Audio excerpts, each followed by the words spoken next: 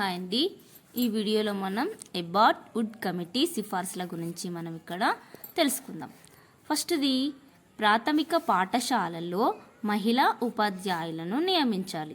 ప్రాథమిక పాఠశాలలు అంటే ప్రైమరీ స్కూల్స్. ఈ ప్రైమరీ స్కూల్స్లో మహిళా ఉపాధ్యాయులను నియమించాలి.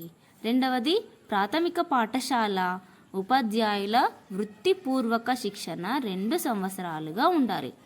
ప్రాథమిక పాఠశాల ఉపాధ్యాయుల వృత్తిపూర్వక శిక్షణ 2 సంవత్సరాలుగా ఉండాలి. అంటే డిఎడ్ అనేది మనకి 2 సంవత్సరాలుగా ఉండాలి. నెక్స్ట్ ఇది ప్రాథమిక పాఠశాలల్లో బాలికల నమోదును పెంచాలి. ప్రాథమిక పాఠశాలల్లో బాలికల నమోదును పెంచాలి. నెక్స్ట్ పాయింట్, ప్రాథమిక పాఠశాలల్లో తప్పనిసరిగా 2 ఉపాధ్యాయులు ఉండాలి. తప్పనిసరిగా 2 ఉపాధ్యాయులు ఉండాలి. నెక్స్ట్ పాయింట్, ప్రాథమిక పాఠశాలల బోధనలో బోధనోపకరణాలు ఉపయోగించాలి.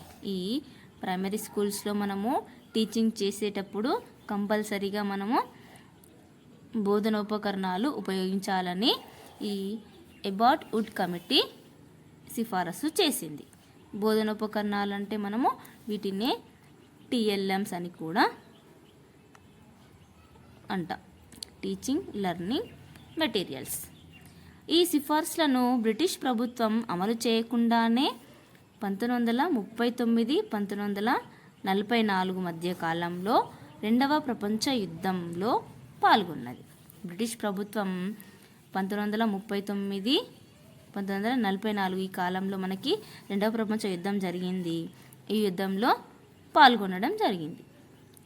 2వ ప్రపంచ యుద్ధ కాలాన్ని భారతదేశ విద్యా చరిత్రలో చీకటి కాలంగా పేర్కొంటారు.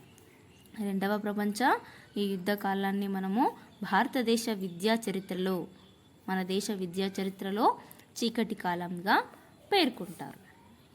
2వ ప్రపంచ యుద్ధం ముగిశాక CABE సూచనల మేరకు బ్రిటిష్ ప్రభుత్వం సర్ జాన్ సార్జెంట్ నాయకత్వాన భారతదేశ విద్యారంగంలో సంస్కరణలకు కమిటీని నియమించింది.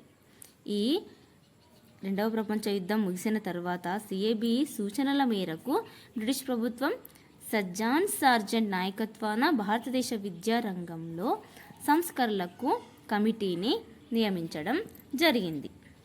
ఇక్కడ ఒక 2 పాయింట్స్ చూద్దాం. మొదటి ప్రపంచ యుద్ధం ముగిశాక ఏర్పడిన కమిషన్ ఏది అంటే సాడ్లర్ కమిషన్. 2వ ప్రపంచ యుద్ధం ముగిశాక ఏర్పడిన కమిటీ ఏదంటే సార్జెంట్ కమిటీ. ఈ రెండింటిని మనము గుర్తుంచుకోవాలి. ఫస్ట్ ప్రపంచ యుద్ధం ముగిసిన తర్వాత ఏర్పడిన కమిషను సాడ్లర్ కమిషన్.